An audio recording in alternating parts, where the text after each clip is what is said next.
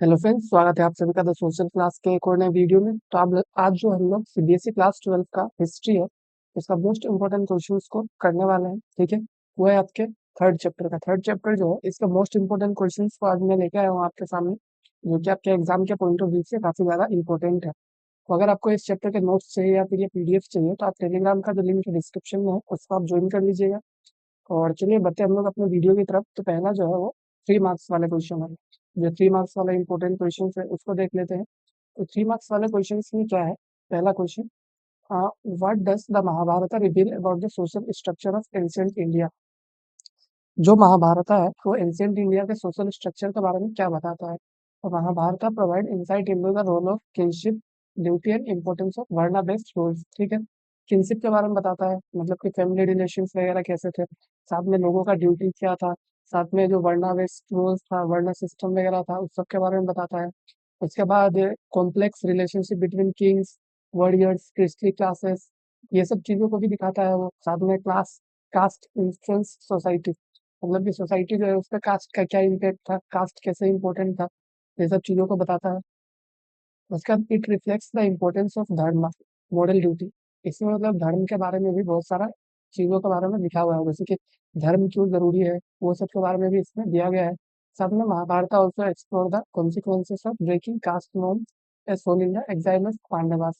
ठीक है, इनमें मतलब ये भी बताया गया है कि अगर कोई कास्ट के रूल्स को नहीं फॉलो करता है तो उसके साथ क्या हो सकता है, ये सब चीज़ें इसमें दिया गया है। इसके बाद जो दूसरा क्वेश्चन है वो क्या कह रहा है? How did caste determine social roles in ancient India. जो एंशियंट इंडिया थे उसमें कास्ट जो है वो कैसे सोशल रोल्स को डिसाइड करता था, मतलब कास्ट कैसे इंसान का सोसाइटी में क्या रोल रहेगा उसको डिसाइड करता था। ठीक है, तो कास्ट सिस्टम आता है rigid social hierarchy. Rigid social hierarchy मतलब ऐसा सोशल हायरार्की था, ठीक है, जिसमें जो बहुत ही रिजिड था, रिजिड मतलब कि उसमें चेंजेस लाना बहुत ही ज्यादा मुश्किल था। ये क्या कर रहा था? Divide people into different groups और कास्ट, लोगों के अलग अलग ग्रुप्स, अलग अलग कास्ट में डिवाइड कर रहा था। उसके बाद 4 मेन वर्ण, ब्राह्मण, क्षत्रिय, वैश्य, शूद्र, वेद, ईच असाइन स्पेसिफिक रूल्स। और जो वर्ण सिस्टम था इसमें आपका ब्राह्मण, क्षत्रिय, वैश्य, शूद्र, ये था, इनको स्पेसिफिक रूल्स वगैरह प्रोवाइड कर दिया गया था कि इनको क्या करना है। उसके बाद ब्राह्मण्स में प्रीस्ट, स्कॉलर्स।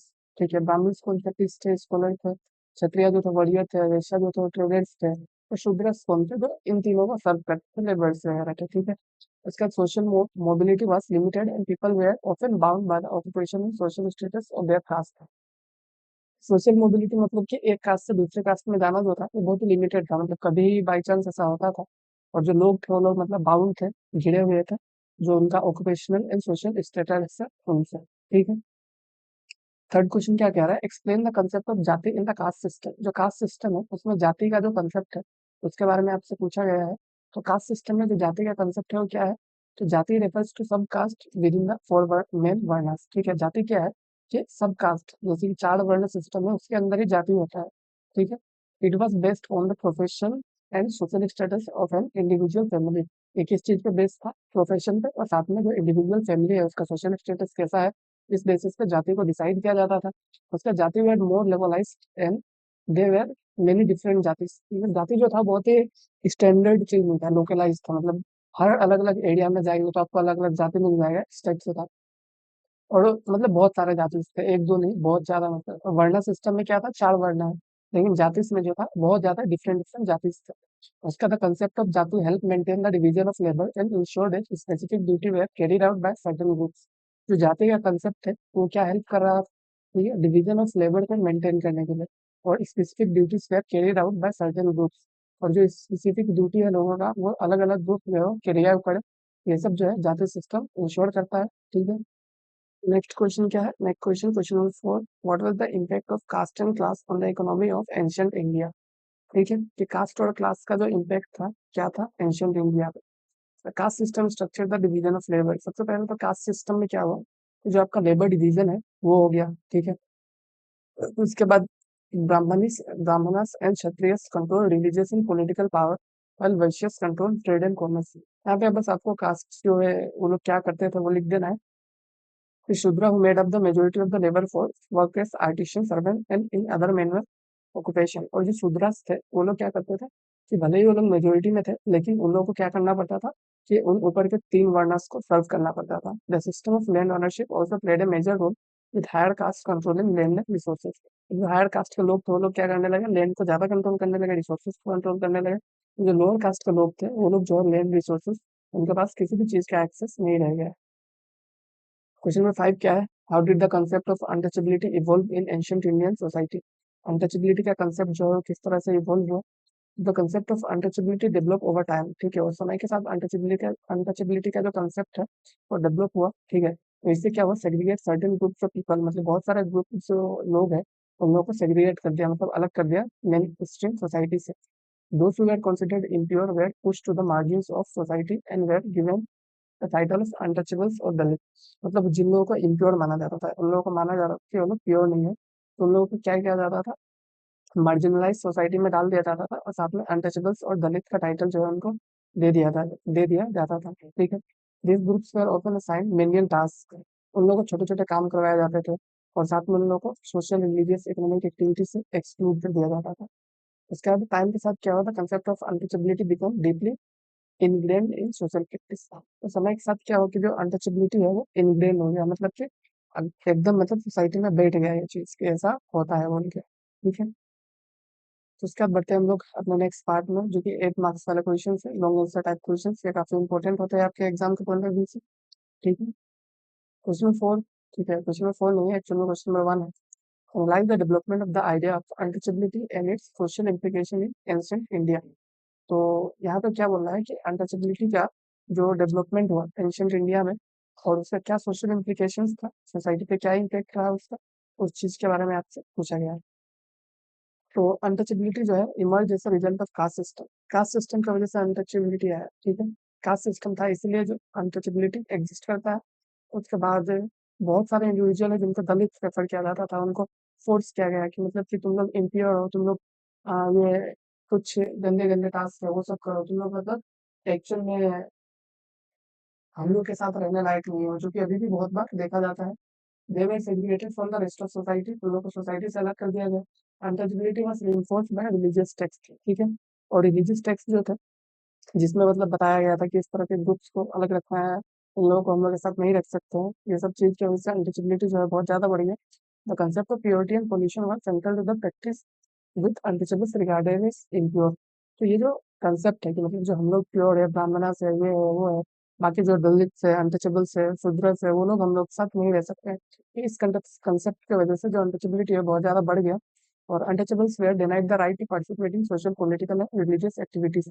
उन लोगों को किसी भी एक्टिविटी में पार्टिसिपेट करने का जो राइट है वो छीन लिया गया था। इससे क्या हुआ कि सोशल डिवाइड जो है क्रिएट हो गया, जो सोसाइटी है उसमें बहुत ज्यादा डिवीजन हो गया। The social implication were far reaching if untouchability become an entrance practice।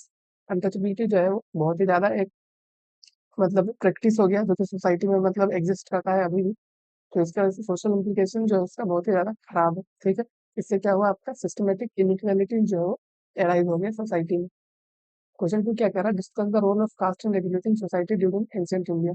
तो कास्ट जो है सोसाइटी को किस वे में रेगुलेट करता था, मतलब कास्ट जो है सोसाइटी में क्या इम्पेक्ट करता था। Caste system was a rigid social hierarchy, ठीक है, कास्ट जो सिस्टम है वो तो रिजिड सोशल हायरार्की था। ईच वर्ण हैड स्पेसिफिक ड्यूटी, जो वर्णास थे जैसे ब्राह्मणास हो गया, क्षत्रियस हो गया, वॉरियर्स, वो है वॉरियर्स है, वैश्य जो है ट्रेडर्स है, शूद्रा जो है लेबर्स है, तो उनको स्पेसिफिक ड्यूटी असाइन किया गया था। और caste determine not only individual occupation but also their social status. Caste जो है उनका बस ऑक्यूपेशन नहीं, उनका सोशल स्टेटस को भी डिफाइन करता था।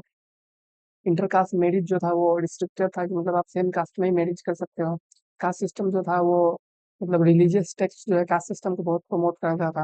और उसके बाद इससे डिवीजन ऑफ लेबर बढ़ गया, मतलब कि लेबर जो है वो कास्ट सिस्टम के बेसिस पे चलता है। तो मतलब तुम अगर ब्राह्मण हो तो तुम पढ़ा ही सकते हो, तुम शूद्र हो तो तुमको ये सब करना है, इस तरह से लेबर डिवीजन हो गया। साथ में it also led to social segregation, मतलब जो सोसाइटी है उसको डिवाइड कर दिया, लोगों को डिवाइड कर दिया।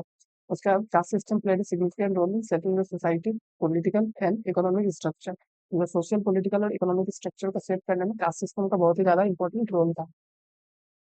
क्वेश्चन नंबर 3 क्या कह रहा है, how did the Mahabharata reflect the social and political issue of ancient India. तो महाभारत जो है इंडिया का जो एंशियंट इंडिया का सोशल और पॉलिटिकल इशू है उसको किस वे में दिखाता है। महाभारत जो है सोशल पॉलिटिकल इशू को कैसे दिखाता है। तो Mahabharata depicts the complexity of duty, duty का कॉम्प्लेक्सिटी दिखाता है कि अपना धर्म को कैसे फॉलो करना बहुत ही ज्यादा कॉम्प्लेक्स चीज है, लोग उसको नहीं कर पाते हैं, इन सब चीजों के बारे में बात करता है। Epic highlight the tension between different caste, अलग अलग कास्ट के ग्रुप्स जो है उनके बीच में जो कॉन्फ्लिक्ट टेंशन्स था उनके बारे में भी ये बात करता है। साथ में एक source how the caste system influence decision making, तो जो कास्ट सिस्टम है उसकी वजह से डिसीजन मेकिंग पे क्या इम्पैक्ट पड़ता है, कैसे वो डिसीजंस को चेंज करता है कास्ट सिस्टम की वजह से, ये सब चीज भी महाभारत में दिखाया गया है। और जैसे कि figures like arjuna who face model dilemma in battle, जैसे कि अर्जुना जो है वो कह रहा था कि हम अपने घर के लोगों के साथ क्यों लड़ रहे हैं, तो इस तरह का मॉडल डिलेमा जो है इन सब चीजों के बारे में बताया गया है।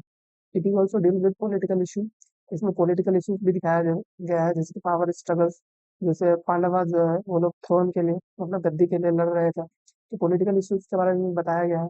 Mahabharata illustrate the role of kingship where rulers are expected to uphold dharma but often fail due to personal desires, तो इसमें क्या दिखाया है कि रूलर्स को अपना धर्म को लेके चलना है, पर बहुत बार वो लोग का पर्सनल डिजायर की वजह से वो लोग उसको नहीं कर पाते हैं। और उसके बाद कॉन्सिक्वेंस ऑफ ब्रेकिंग धर्म, अगर कोई धर्म को फॉलो नहीं कर पाता उसका क्या रिजल्ट हो सकता है, पांडवस का एग्जाइल जो है वो एक एग्जाम्पल है इसमें। उसके बाद कंसेप्ट ऑफ जस्टिस, न्याय के बारे में बताया गया है, तो न्याय जो है जैसे कास्ट किनशिप फैमिली बॉन्ड्स इन सब चीजों की जगह, इन सब चीजों की वजह से न्याय पर भी क्या इम्पेक्ट पड़ता है, जो कास्ट सिस्टम है उन सब चीजों की वजह से। फिर Mahabharata emphasize the need for social balance, एक इस चीज के बारे में बात करता है कि सोशल बैलेंस हम लोग को चाहिए, और साथ में जो फैमिली और मतलब कॉन्सिक्वेंस ऑफ कॉन्फ्लिक्ट, ठीक है, मतलब कि कॉन्फ्लिक्ट से क्या इम्पैक्ट पड़ सकता है फैमिली में या फिर किंगडम में, इन सब चीजों के बारे में बताया गया है। क्वेश्चन 4 क्या कह रहा है, what are the rules of gotra given by the Brahmin practices, ठीक है। गोत्रा के बारे में बताया गया है कि रूल्स ऑफ गोत्रा क्या है, इसके बाद कुछ एग्जांपल दिया गया है कि गोत्रा रूल्स जो है हमेशा फॉलो नहीं किया जाता था। और गोत्रा क्या था, क्लेन और linear system based on descent, ठीक है, एंसेस्टर और सेक, मतलब किसी ऋषि मुनि वगैरह का डिसेंट से जो हम लोग लीनियज ट्रेस करते हैं उसी को हम लोग गोत्रा कहते हैं। पेट्रिलिनियन सिस्टम, गोत्रा is pass down from father side, गोत्रा जो है फादर साइड से आता है, जैसे कि जो फादर है उसका गोत्रा आप एडॉप्ट करेंगे, ठीक है, तो वैसा गोत्रा जो है वो पास होता है। Marriage restriction, marriage between individual of the same गोत्रा आर फोरबिडन, सेम गोत्रा का लोग जो है वो मैरिज नहीं कर सकते हैं। फिर social identity, gotra help define one social identity and place a role in rituals, गोत्रा जो है वो रिचुअल्स वगैरह में बहुत ही ज्यादा हेल्प करता है, कुछ एक सोशल रोल उन लोगों को पता चलता है रिचुअल्स वगैरह में, बहुत ही हेल्प करता है, स्पेशली शादी जैसे रिचुअल्स में गोत्रा का इंपॉर्टेंस होता है। इसका एग्जाम्पल्स अगर गोत्रा rules and not always followed, बहुत बार जो गोत्रा का रूल्स फॉलो नहीं किया जाता था, इसका एग्जाम्पल्स क्या है, Karna despite being rarely kshatriya faced issue related to his gotra, Karna जो है एक क्षत्रिय था पर उसका गोत्रा को लेकर उसको बहुत ज्यादा जो इश्यूज फेस करना पड़ा था। फिर पॉलिटिकल मैरिजेस वगैरह था, ठीक है, जैसे कि king sometime married outside the गोत्रा, मतलब पॉलिटिकल अलायंस वगैरह के लिए बहुत बार जो राजा वगैरह है वो लोग किसी भी गोत्रा से शादी कर लेते थे ताकि उनको पॉलिटिकल अलायंस अच्छा हो जाए। इसके बाद पांडवा का मैरिज क्या है, Draupadi Draupadi married all five Pandavas who were considered to belong to the same gotra, जो द्रौपदी है जिन्होंने पांचों पांडवा से शादी किया, उसको ऐसा एक माना जाता है कि वो जो उन लोग थे सब सेम गोत्रा के थे, फिर भी उन लोगों ने शादी कर लिया। तो इस तरह से बहुत बार जो गोत्रा का नियम है उसको फॉलो नहीं भी किया जा रहा था, ठीक है। इसके बाद नेक्स्ट क्वेश्चन है क्या कह रहा है, why is the Mahabharata considered a dynamic text, Mahabharata जो है डायनेमिक टेक्स्ट क्यों है, मतलब चेंजिंग टेक्स्ट क्यों है, तो महाभारत है डायनेमिक टेक्स्ट वाला जो क्वेश्चन है ये सबसे मोस्ट इंपोर्टेंट क्वेश्चन है आपके इस पूरे चैप्टर का, ठीक है। तो महाभारत जो है वो डायनेमिक क्यों कंसिडर किया जाता है, क्योंकि it is evolve over time, मतलब समय के साथ जो है इसमें बहुत सारा चेंजेस आया है, इसमें डिफरेंट सोशल कल्चरल में फिलोसफिकल कंटेक्स्ट, मतलब बहुत सारे चीज इसमें ऐड हुए हैं, साथ में मल्टीपल वर्जन है महाभारत के, बहुत सारे रीजनल वेरिएशंस, एक ही महाभारत नहीं है, अलग अलग लैंग्वेजेस में अलग अलग टाइप से लिखा गया है। साथ में रिलीजियस एंड फिलोसफिकल टीचिंग्स जैसे कि भागवत गीता है, ये सब जो है फिलोसफिकल इंसाइट देता है महाभारत को लेके, तो ये सब चीज जो है ऐड होने की वजह से महाभारत को हम लोग डायनेमिक टेक्स्ट कहते हैं। न्यू स्टोरीज एंड कैरेक्टर्स, ठीक है, जैसे कि शकुंतला वगैरह का जो टेल है वो सब बाद में ऐड किया गया था, बाद में इसको नेगेटिव में ऐड किया गया था, ये सब नया नया चीजों को ऐड करने की वजह से भी इसको डायनेमिक टेक्स्ट कहा जाता है। साथ में सिम्बॉलिक इंटरप्रिटेशन, ठीक है, character and event are interpreted differently across ages representing universal themes, जैसे कि मतलब बहुत ही यूनिवर्सल चीजों को यहाँ पे दिखाया जाता है, ठीक है, मतलब जो हर जगह एप्लीकेबल और ऐसे चीजों को भी दिखाया जाता है। साथ में adaptation in art and literature, Mahabharata जो है वो आर्ट एंड लिटरेचर का एक बहुत ही ज्यादा इंपॉर्टेंट पार्ट बन चुका है, जैसे कि आप थिएटर्स वगैरह डांस वगैरह में देखेंगे महाभारत जो है बहुत ही ज्यादा सिग्निफिकेंट रोल प्ले करता है। साथ में कल्चरल इन्फ्लुएंस, इसका बहुत ही ज्यादा कल्चरल इन्फ्लुएंस है, मतलब कल्चर जो है ग्लोबल स्टोरी टेलिंग ट्रेडिशंस, मतलब ग्लोबली इसका इम्पैक्ट जो है हम लोग को देखने को मिलता है। साथ में changing social context, it is reinterpreted according to social and political needs, Mahabharata का जो थ्योरीज है उसको हम लोग रीइंटरप्रेट करते हैं, मतलब उससे फिर से कुछ चीजों को एक्सट्रैक्ट करते हैं, क्यों, जो मॉडर्न थ्योरीज होता है उसके हिसाब से हम लोग उसको मैच करने का ट्राई करते हैं, जो हम लोग का पॉलिटिकल सोशल नीड्स होता है उसके हिसाब से हम लोग उसको मैच करने का ट्राई करते हैं। Modern relevance, the text themes of morality and leadership remain relevant in contemporary discussion. और जो महाभारत है वो अभी के टाइम पे भी मतलब रेलेवेंट है। इसका जो चीजें लिखा गया है वो सब अभी भी लोग फॉलो करते हैं, तो इसलिए ये एक डायनेमिक टेक्स्ट कहा जा सकता है। ठीक है, तो इसी के साथ हम लोग आज का वीडियो खत्म होता है। आपको पीडीएफ चाहिए तो आप टेलीग्राम को ज्वाइन कर लीजिए, नोट्स चाहिए तो टेलीग्राम को ज्वाइन कर लीजिए। और आज के वीडियो में इतना ही। Thank you, thank you.